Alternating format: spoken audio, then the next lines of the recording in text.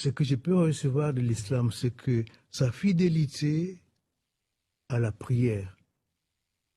Quand j'étais jeune prêtre, quand j'entendais le muezzin appeler à la prière à 4 heures du matin, je me disais, mais toi, tu dors encore?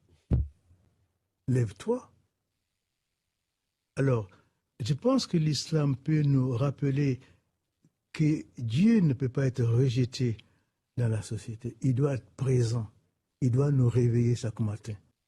Et moi, j'ai beaucoup appris en Guinée que l'importance de la prière, par cette fidélité des musulmans, à toutes les heures où ils doivent prier, ils s'arrêtent pour prier. C'est intéressant, éminent. C'est-à-dire que pour vous, il y a aujourd'hui des leçons à prendre de Ah la oui. pratique de l'islam. Certains ont peur, il faut bien le dire, et dénoncent un islam conquérant, et d'autres viennent dire, au contraire, regardez cet attachement qu'ont gardé la plupart des musulmans à la prière, à la pratique de l'islam. Pour vous, ce serait plutôt une leçon, cet islam conquérant, ou en tous les cas vigoureux?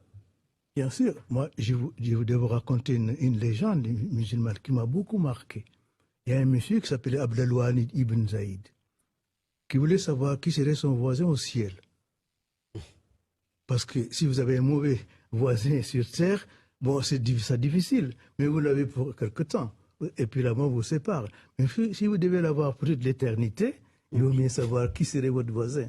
Et on lui dit, oh Abdelwahid ibn Zaïd, votre voisin, c'est Maïmouna.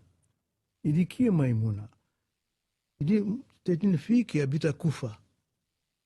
Il va à Koufa, il demande qui est Maïmouna. On dit, c'est une folle qui garde les moutons du côté du cimetière. Il va au cimetière, il voit Maïmouna en train de prier. Et ce qui était étonnant, c'est que les moutons de Maïmouna étaient mélangés à des loups. Les loups ne mangeaient pas les moutons, et les moutons n'avaient pas peur des loups.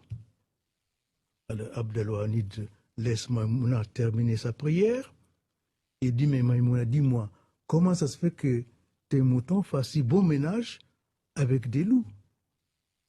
Et elle répond, j'ai amélioré mes rapports avec Dieu et Dieu a amélioré les rapports entre les loups et les moutons. Si les hommes n'améliorent pas leurs rapports entre eux, avec Dieu, les rapports seront conflictuels.